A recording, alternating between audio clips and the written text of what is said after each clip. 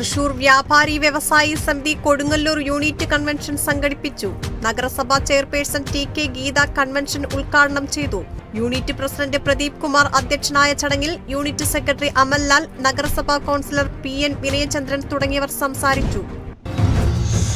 തൃശൂർ കൊടുങ്ങല്ലൂർ നഗരസഭയ്ക്ക് മത്സ്യകൃഷി രംഗത്തെ പ്രവർത്തനങ്ങൾക്കുള്ള സംസ്ഥാന പുരസ്കാരം. ഉൾനാടൻ മത്സ്യബന്ധന മേഖലയെ പ്രോത്സാഹിപ്പിക്കുന്നതിനായി വിവിധ പദ്ധതികളാണ് നഗരസഭ നടപ്പിലാക്കുന്നത്. തിരുവനന്തപുരം ജിമ്മി ജോർജ് ഇൻഡോർ സ്റ്റേഡിയത്തിൽ വെച്ച് നടക്കുന്ന ചടങ്ങിൽ നഗരസഭാ പ്രതിനിധികൾ പുരസ്കാരം ഏറ്റുവാങ്ങും. ആലപ്പുഴ ഹരിപ്പാട് നങ്ങ്യാർകുളങ്ങരയിൽ സൈനിക കൂട്ടായ്മയായ soldiers of east Venice charitable സൊസൈറ്റിയുടെ ഓഫീസ് തുറന്നു. രമേശ് ചെന്നിത്തല എം.എൽ.എ. ഉദ്ഘാടനം നിർവഹിച്ച ചടങ്ങിൽ ജീവകാരുണ്യ പ്രവർത്തനങ്ങളുടെ ഭാഗമായുള്ള സഹായ വിതരണവും നടന്നു.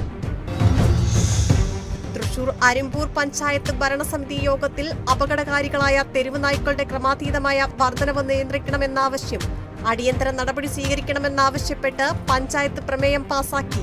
നടപടി പ്രദേശത്ത് തെരുവ് നായ്ക്കളുടെ ശല്യം രൂക്ഷമായ സാഹചര്യത്തിൽ. കുവൈറ്റിലെ മുൻ ഗവൺമെന്റ് കോൺട്രാക്ടറും കായംകുളം സ്വദേശിയുമായ പള്ളിക്കുന്നം പുത്തംവീട്ടിൽ ചന്ദ്രശേഖരൻ പിള്ള അന്തരിച്ചു. കുവൈറ്റിലെ വ്യവസായി സുരേഷ് സി പിള്ളയുടെ പിതാവാണ്. കൊല്ലം പോരുവഴി പഞ്ചായത്തിലെ ജനകീയ ആരോഗ്യ കേന്ദ്രത്തിന്റെ ശിലാസ്ഥാപന കർമ്മം കൊടിക്കുന്നിൽ സുരേഷ് എം.പി. നിർവഹിച്ചു. നാഷണൽ ഹെൽത്ത് മിഷൻ ഫണ്ടിൽ നിന്നും അനുവദിച്ച 55 ലക്ഷം രൂപ ഉപയോഗിച്ചാണ് കെട്ടിടത്തിന്റെ നിർമ്മാണം നടത്തുന്നത്.